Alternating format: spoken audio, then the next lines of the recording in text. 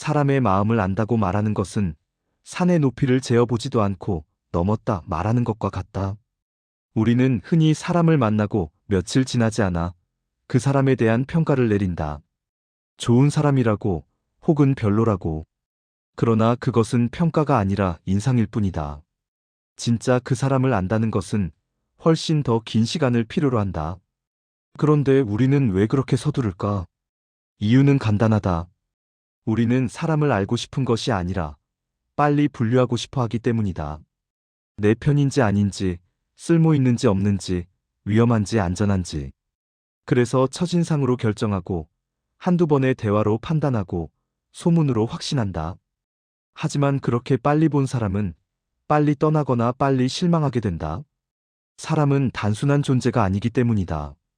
사람을 알아가는 일은 산을 오르는 일과 같다. 한 걸음씩 천천히 올라가야 비로소 정상이 보이고 그제야 그 산의 진짜 모습을 알 수 있다. 사람도 마찬가지다. 공자는 사람을 많이 보았고 그만큼 사람에게 많이 실망한 사람이었다. 그래서 그는 처음부터 이렇게 말한다. 사람의 마음은 산천보다 험하고 하늘의 이치보다 알기 어렵다고. 산은 험해도 길이 있다. 하늘은 멀어도 계절이 있다. 봄과 여름, 가을과 겨울이 분명하고 아침과 저녁이 갈린다. 그러나 사람의 마음에는 그런 구분이 없다. 웃고 있어도 분노가 숨어 있고 차분해 보여도 욕심이 숨쉬고 있다. 그래서 사람의 마음은 눈으로 보이지 않고 말로도 쉽게 드러나지 않는다. 그런데 우리는 이미 알고 있다. 우리 자신도 매 순간 다른 표정을 짓고 다른 마음을 품고 산다는 것을.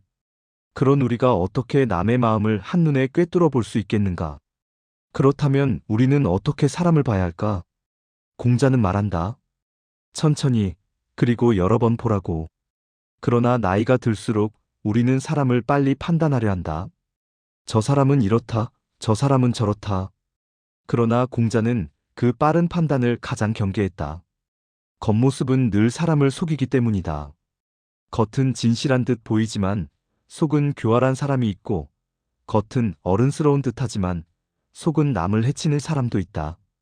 반대로 겉은 무뚝뚝해 보여도 속은 고든 사람이 있고 겉은 원만해 보여도 속은 나태한 사람도 있다. 그러니 공자는 말로 사람을 보지 말고 상황 속에서 보라고 했다. 말로는 누구나 자신을 포장할 수 있다. 그러나 행동은 거짓말을 하지 못한다. 특히 예상치 못한 순간, 준비되지 않은 상황에서 사람의 진짜 모습이 드러난다. 그는 이렇게 말한다. 사람을 쓰려거든 먼 곳에 심부름을 보내보라. 그 사람의 충성이 드러난다. 가까이에 두고 곁에 세워보라. 그 사람의 공경이 보인다. 번거롭고 귀찮은 일을 맡겨보라. 그 사람의 재능과 성실이 드러난다. 뜻밖의 질문을 던져보라. 준비되지 않은 순간에 그 사람의 지혜가 나온다. 급한 약속을 하게 해보라. 그 사람의 신용이 드러난다. 재물을 맡겨보라. 그 사람의 탐욕과 어둠이 보인다. 위급한 일을 알게 해보라. 그 사람의 절개가 드러난다. 술에 취하게 해보라. 그 사람의 절도가 보인다. 남녀가 섞인 자리에 두어보라. 그 사람의 마음 중심이 드러난다. 이 말을 들으면 우리는 이렇게 생각한다. 사람을 너무 의심하라는 말 아닌가 하고. 그러나 공자는 의심하라고 말한 것이 아니다. 시간을 두고 보라고 말한 것이다. 사람은 하루 이틀은 꾸밀 수 있고 한 달 정도는 버틸 수 있다. 그러나 위기와 반복과 시간 앞에서는 누구도 끝까지 숨기지 못한다. 그렇기 때문에 진정한 관계는 단번에 완성되지 않는다. 첫눈에 좋아 보이는 사람이 오래 볼수록 실망스러운 경우가 있고 처음엔 불편해 보였던 사람이 시간이 지나면서 신뢰할 만한 사람으로 드러나는 경우도 있다. 우리가 서둘러 판단한 그 순간 우리는 그 사람을 보는 것이 아니라 우리의 편견을 확인하고 있을 뿐이다. 사람을 안다는 것은 그 사람의 말과 행동, 그리고 시간 속에서 반복되는 선택을 모두 지켜본 뒤에야 가능한 일이다. 그래서 공자는 이렇게 덧붙인다. 먼저 그 사람이 무엇을 하는지를 보고 왜 그렇게 하는지를 살피며 무엇을 편안해하는지를 보라고. 사람은 힘든 자리에서는 참고 불리한 자리에서는 꾸민다. 그러나 편안한 자리에서는 마음이 풀린다. 그때 본 모습이 나온다. 그래서 모든 사람이 그를 좋아하더라도 반드시 다시 살펴야 하고 모든 사람이 그를 미워하더라도 반드시 다시 살펴야 한다. 다수의 평가는 진실이 아니라 분위기일 때가 많기 때문이다. 그래서 공자는 사람을 볼 때 9가지를 살펴보라고 했다. 그것이 바로 구사, 즉 9번의 관찰이다. 이것은 단순한 평가 기준이 아니라 시간을 두고 사람을 이해하는 방법이다.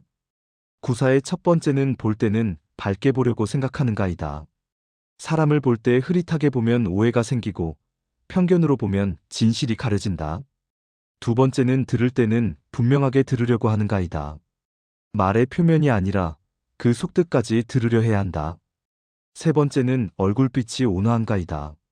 사람은 표정에서 마음을 읽는다. 얼굴이 굳으면 관계도 굳는다. 네 번째는 태도가 공손한가이다. 겸손은 관계의 기본이다. 교만은 사람을 멀어지게 한다. 다섯 번째는 말이 충실한가이다. 말에 진심이 없으면 신뢰가 쌓이지 않는다. 여섯 번째는 이를 공경하는가이다. 자기 일에 정성을 다하지 않는 사람은 남의 일도 소홀히 한다. 일곱 번째는 의심이 들 때 묻는가이다. 모르는 것을 아는 척하는 것은 거짓의 시작이다.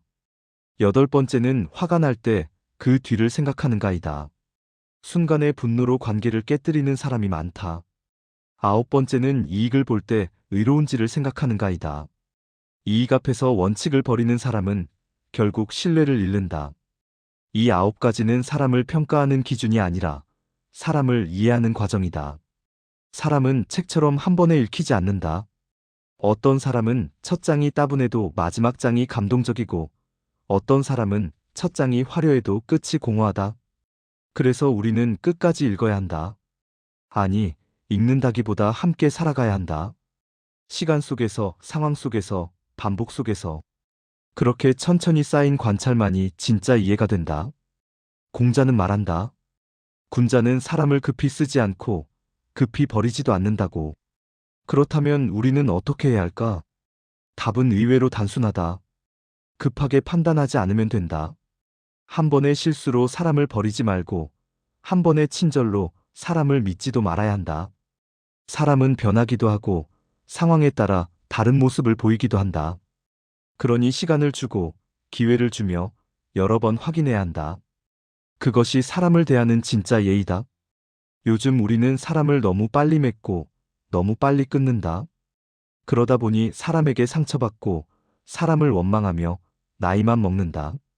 공자의 가르침은 단순하다. 사람을 보되 서두르지 말 것, 사람을 믿되 눈을 감지 말 것, 그리고 무엇보다 남을 보듯 자기 마음도 살펴볼 것. 가장 알기 어려운 마음은 남의 마음이 아니라 자기 마음이기 때문이다. 그렇다면 우리는 스스로에게 물어야 한다. 나는 과연 다른 사람을 얼마나 기다려주고 있는가? 첫 인상에 실망했다고 곧바로 마음을 닫지는 않았는가? 한 번의 말실수, 한 번의 어색함으로 그 사람을 단정 짓지는 않았는가? 우리는 남에게는 긴 시간을 요구하면서 정작 우리 자신은 남을 볼 때 인내심이 없다. 그래서 공자의 말은 남을 향한 것이기도 하지만 동시에 나 자신을 향한 것이기도 하다. 사람을 천천히 보라는 것은 결국 나 자신도 천천히 드러내라는 뜻이다. 급하게 보여주려 하지 말고 급하게 증명하려 하지 말며 시간 속에서 자연스럽게 나를 드러내면 된다. 그것이 진정한 관계의 시작이다.